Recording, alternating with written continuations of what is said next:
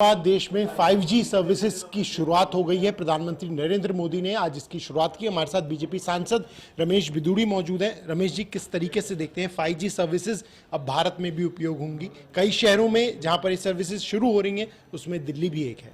एक के बाद एक 125 करोड़ लोगों का सौभाग्य है हमारे देश के प्रधानमंत्री हर चीज को, वरना हम मीटिंगों में बात करते थे, ब्यूरोक्रेट से बात, आईटी के क्षेत्र लोग कहते थे 5G 2023 से पहले आने वाला है नहीं, 24 से पहले आने वाला है नहीं।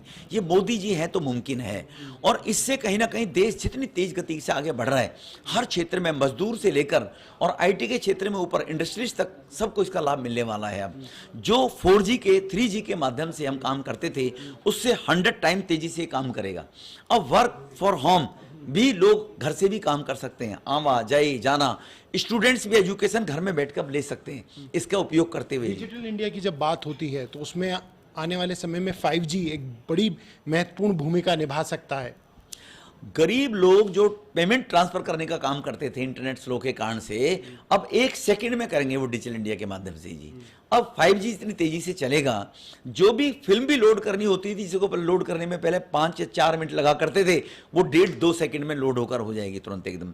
तो लोगों का समय बचेगा। समय बचने के साथ साथ लोग आईटी के क्षेत्र से और आगे भी कुछ करने का प्रयास कर सकते हैं जी। एक सवाल ये कि एक पाकिस्तान का सरकारी जो ट्विटर हैंडल है उसे आज बंद किया गया है।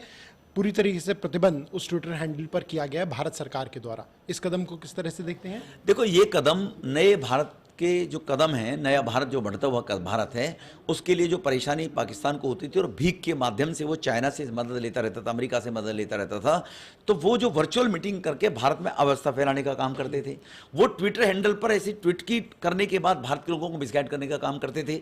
हमारे भारत के देशभक्त लोग भी वो कभी कभी मिसगाइड हो जाते थे। विशेष एक समुदाय के अगर लोग हैं तो उनको भी बरगलाने का काम होता था, वर्चुअल मीटिंग होती थी, PFI जैसी संगठन यहाँ पर खड़े करने का काम होता था, घुसपैठ होने का काम होता था, उनको रास्ते बताए जाते थे, उनको पैसे कहां कैसे पहुंचा दिए जाएंगे।